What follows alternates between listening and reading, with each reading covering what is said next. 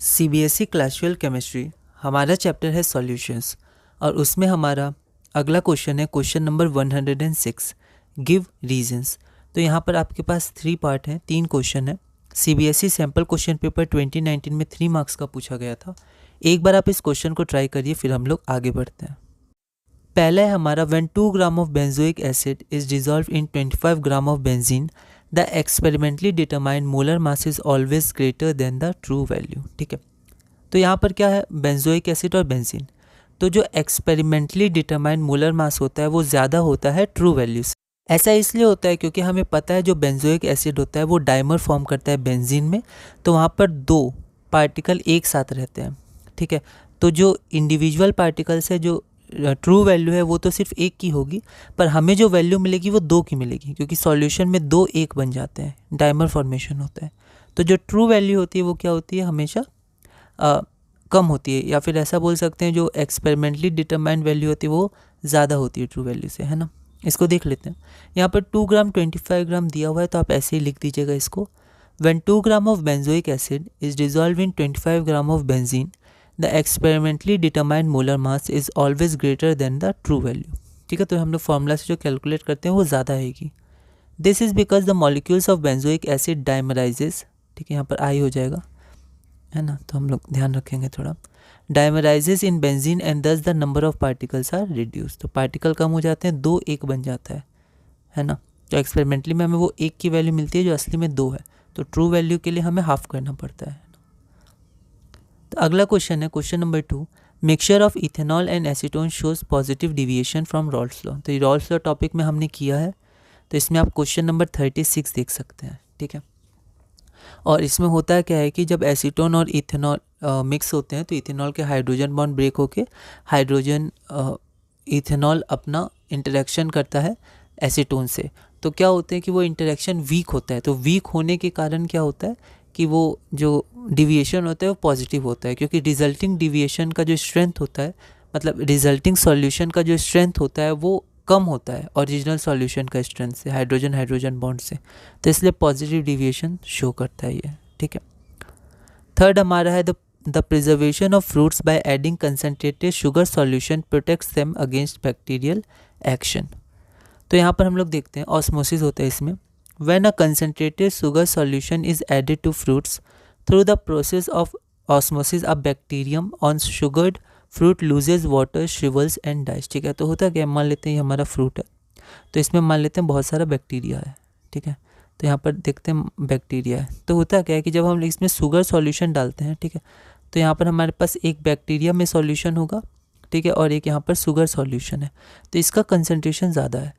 तो सॉल्वेंट जो फ्लो करता है वो करता है लो कंसनट्रेशन से हाई कंसनट्रेशन, तो इस बैक्टीरिया के अंदर जो वाटर होगा वो यहाँ चला जाएगा शुगर सॉल्यूशन की तरफ। ठीक है, तो ये क्या बैक्टीरिया क्या होगा, धीरे धीरे ख़त्म होने लगेगा, वाटर को वो लूज़ करता जाएगा। ठीक है, तो ये क्या होता है, hence the preservation of fruit by adding sugar solution protects them against bacterial action.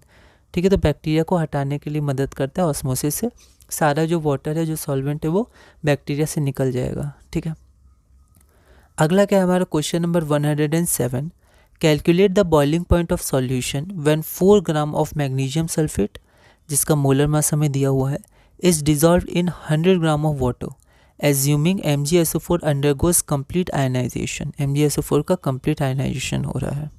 हमारा Kb फॉर वाटर क्या दिया है, 0.52 केल्विन kg पर मोल। ये इंपॉर्टेंट क्वेश्चन है क्योंकि आगे कुछ क्वेश्चंस का मैं रेफरेंस आपको यही क्वेश्चन दे दूंगा, बस इसमें MgCl2 हो सकता है, MgBr2 हो सकता है, वरना सेम प्रोसेस है। यह क्वेश्चन ऑल इंडिया 2016 में 3 मार्क्स का पूछा गया था। एक बार आप इस क्वेश्चन को ट्राई करिए, फिर हम लोग आगे बढ़ते हैं। तो यहाँ पर सबसे पहले गिवन लिख दिया, मास दिया हुआ है हमें M2, 2 से रिप्रेजेंट करते हैं जनरली। अगर आप किसी और से रिप्रेजेंट करिएगा तो आपको बताना पड़ेगा।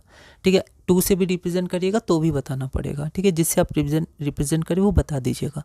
मास ऑफ MgSO4 4 ग्राम है। Molar mass of MgSO4 capital M2 120 gram, solute को 2 से, सॉल्वेंट को 1 से। मास ऑफ वाटर यहाँ सॉल्वेंट है तो M1 is equal to 100 gram. Kb for water कितना हो गया, 0.52 केल्विन kg पर मोल, है ना। फाइंड क्या करना है, तो बॉइलिंग पॉइंट ऑफ सॉल्यूशन जिसको Tb से रिप्रेजेंट किया जाता है ना, और boiling point of solvent T0 भी, और डेल T0 भी या डेल Tb क्या होता है हमारा, एलिवेशन इन बॉइलिंग पॉइंट, ठीक है। तो वहाँ पर हम लोग सिर्फ डेल टी बी लिखते हैं, टी नॉट सिर्फ लिखते हैं जब प्योर सॉल्वेंट होता है, और टी बी हमारा होता है सॉल्यूशन का। तो इन सब को हमें ध्यान देना, ये सब स्टैंडर्ड रिप्रेजेंटेशन होते हैं, फिर भी हम यहाँ पर दिखा देंगे। तो since MgSO4 undergoes complete dissociation, ठीक है। अब यहाँ पर देखिए, यहाँ पर एक रिवर्स एरो यूज़ होता है, एक डायरेक्ट एरो यूज़ होता है। तो जब कंप्लीट होता है तो हम लोग डायरेक्ट कर सकते हैं, ठीक है, या रिवर्स भी कर सकते हैं, कोई दिक्कत नहीं। आप दोनों में से कोई भी एक एरो यूज़ कर सकते हैं ना। कहीं कहीं आपको ऐसा दिखेगा, कहीं कहीं ऐसे दिखेगा, तो आप देख लीजिएगा।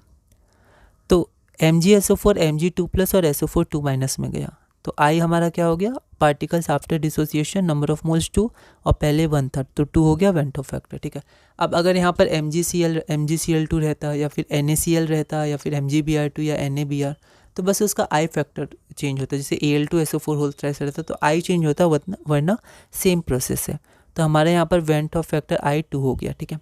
तो अब क्योंकि हम लोग यहाँ पर देख रहे हैं कि ये पार्टिकल्स बढ़ जाएंगे, तो यहाँ पर हमारा कोलिगेटिव फार्मूला मॉडिफाई हो जाता है, हमने देखा था। तो यहाँ पर जो हमारा एलिवेशन ऑफ बॉइलिंग पॉइंट हो जाएगा, उसमें I से इंटू कर देंगे। डेल टी बी क्या है, एलिवेशन इन बॉइलिंग पॉइंट। आपको ब्रैकेट में क्या लिखना है, कितना लिखना है, क्या नहीं लिखना है, ये अपने आप देख सकते हैं, ठीक है। वैसे मैं आपको जनरल सॉल्यूशन बता दे रहा हूँ। तो यहाँ पर I, Kb और M क्या होता है, molality, number of moles by mass of solvent in Kg। तो नंबर ऑफ मोल्स हो गया M2 by capital M2 bye 1/m1 Kg, ठीक है। अब बस हमें क्या करना है, वैल्यूज सारी पुट कर देनी है। तो यहाँ सारी वैल्यूज पुट कर दी, आप यहाँ लिख सकते हैं गिवन से, है ना, ठीक है। और I के लिए आप यहाँ इक्वेशन 1 मान के यहाँ ऐसे फ्रॉम 1 भी लिख सकते हैं ना, आप अपने आप इसको देख सकते हैं। तो यहाँ पर हमारा डेल टी बी कितना आ गया, 0.346 केल्विन। पर एलिवेशन इन बॉइलिंग पॉइंट नहीं पूछा था, बॉइलिंग पॉइंट पूछा था। तो डेल टी बी हमारा होता है boiling point of solution minus boiling point of pure solvent, जो यहाँ वाटर है। तो वाटर का यहाँ लिया है 373। अब यहाँ पर आप देखिए, कई बार 373 फॉर 1.15 लिया जाता है। जैसे NCERT में जनरली 0.15 भी लिया जाता है। तो अगर वो है तो आप ऐसे भी लिख सकते हैं। तो इस पर आप सोच सकते हैं क्या लेना नहीं लेना। मैंने यहाँ 370 ले लिया है, कभी मैं नहीं दिया है तो 1.15 भी ले सकता हूँ, ठीक है। पर मैंने यहाँ पर लिख दिया है 373 लिया है, यहाँ पर लिख दिया है, ठीक है। तो यहाँ पर डेल टी बी हमारा कितना हो जाएगा, T B minus T not B, और हमें निकालना है टी बी। तो टी बी होता है डेल टी नॉट, तो हमारा टी बी हो गया del T B plus T not B, ठीक है।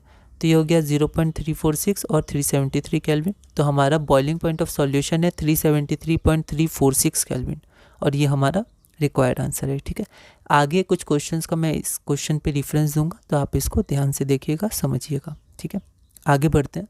Question number 108, calculate the boiling point elevation for a solution prepared by adding 10 gram of CaCl2 in 200 gram of water.